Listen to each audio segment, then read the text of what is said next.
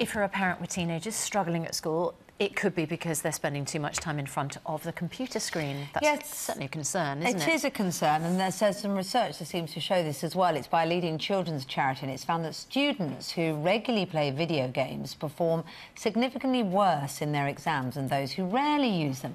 Here's Sean with some details. Yeah, the research found 1 in 4 students spend more than 4 hours a day online, and most use is recreational. 43% of pupils spend less than an hour each a day using the computer for homework, which seems to impact on results. Only 41% of children who use gaming devices twice a day achieved 5 good GCSE grades, compared to 77% of those who played games rarely.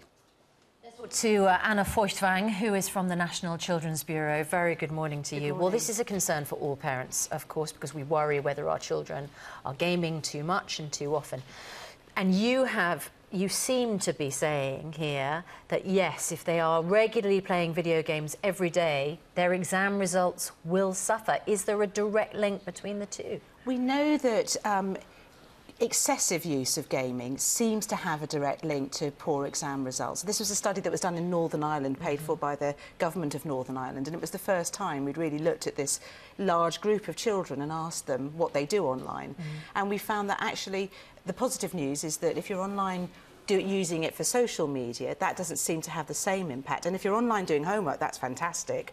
But online gaming does seem to have an effect on exam results. Is that because the youngsters are doing it obsessively? If they were obsessively playing rugby all the time or obsessively doing anything, then they wouldn't be studying and doing well in their exams? Or is there something particular about gaming that causes concern? What the teachers were reporting about the children who they knew were gaming is excessive tiredness. So there may be a relationship between sleep disruption and gaming, which I guess lots of sports wouldn't have the same effect on. But I think what's interesting is we don't really know, and this is the first generation that really has grown up with this available to them all the time, 24 hours a day, if they want to. And therefore, we probably need to find out a bit more about it. And I think it's important to say that for anybody watching, that, you know, you don't need to worry too much about online use per se. It does seem to be about excessive time. And I think if I were a parent, it would be excessive time doing anything is not a great idea. But gaming clearly seems to be a problem. Yeah, I mean, I would, you know, obviously children are using social media and they're using online for homework, but I think a huge number are using, you know, computers for gaming. So when we're talking about, it says in your results, only 41% of children who use gaming devices twice a day achieved 5 good GCSE grades, compared to 77% of those who played those games rarely.